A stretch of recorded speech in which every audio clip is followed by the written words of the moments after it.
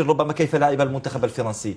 ديشون لمسته قوية في المباراة أم أنه نوعية اللاعبين بشكل أكبر؟ تسيير جيد اللقاء، يخير اللاعبين. أنا نظن واضحين اللاعبين الفرنسيين، يعني تشكيلة باينة على كل حال. بعد غياب كونتي وبوكبا، يعني اقوى اللاعبين راهم في الميدان. يعني شفنا مباراة الثالثة غير نوعا ما مع تونس، غير لاعبين، خلى اللاعبين يرتاحوا، لان لازم لك قوة كبيرة وراح الناس راح تفوت للقوة السرعة القصوى، ولازم لهم طاقة وجهد كبير يبذلوه باش يتأهلوا في كل مباراة يلعبوها من الآن فصاعدا. اللاعبين يعني شوف، لما يكون عندك لاعبين بجودة تقدر يعني انت تبدع كمدرب.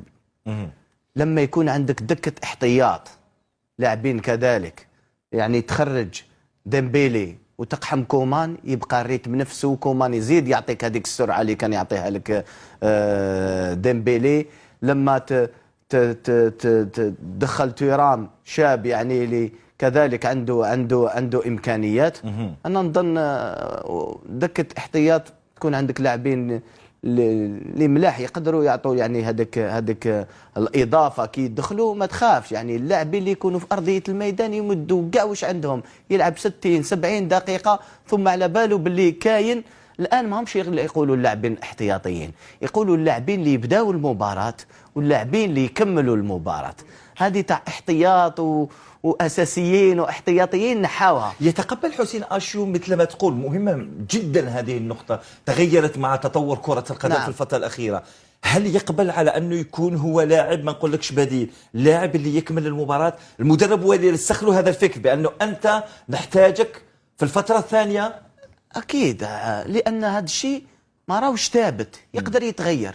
تقدر انك انت بعدين تبدا المباراه، والمهم الان مهم جدا اللاعب اللي يكمل المباراة، لأنك لازم تكون عندك هذيك القوة باش تدخل في الريتم مباشرة. على بالك بلي كي تدخل كبديل صعيبة، راك تلقى لاعبين خلاص لحقوا للريتم هذاك، وانت لازم لك وقت، لازم الإحماء تاعك يعطوا لهم دي جوكر دو لوكس. وكذلك ما مزين طريقة الإحماء ما راحش تكون نفسها اللي راح تديرها قبل اللقاء اللي يبداو، لان اللقاء دائما يبدا فيه جس نابض يبدا، ولكن تدخل احتياطي انت في دقيقه 70 راح تلقى الناس خلاص راهي في داخل في نسق عالي. لازم انت تطلع الريتم تاعك وتدخل مباشره في المباراه.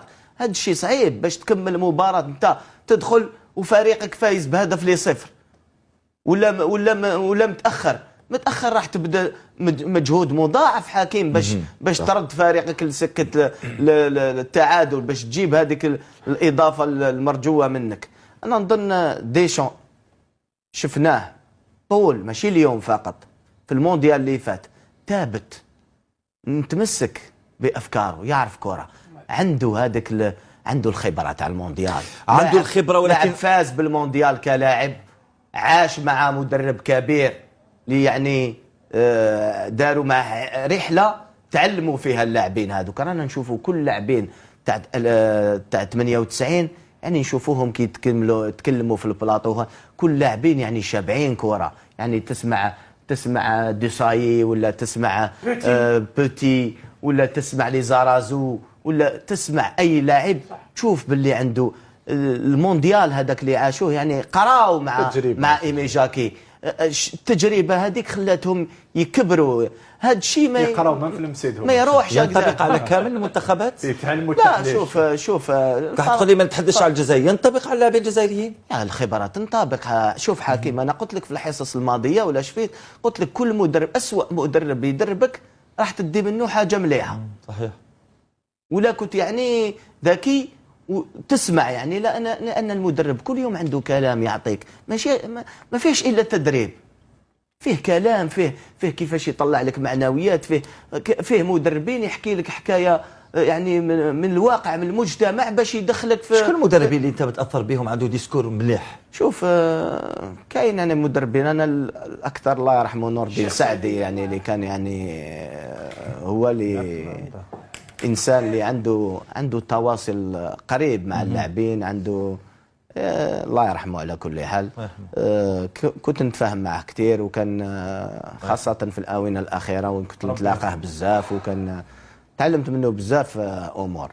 ولكن هادو عاشوا خبرة كبيرة، مونديالات، كؤوس أوروبا، يعني المستوى طالع كثير حكيم. واللاعبين هما بداتهم ديشون لعب في جيفانتيس، لعبوا تشامبيونز ليغ، لعبوا مع مدرب عبك. هادو الخبره تاعهم اللي عندهم مام هذاك اللي يقريه ما عنده يتعلم منه كي يجيبوهم هاد اللاعبين.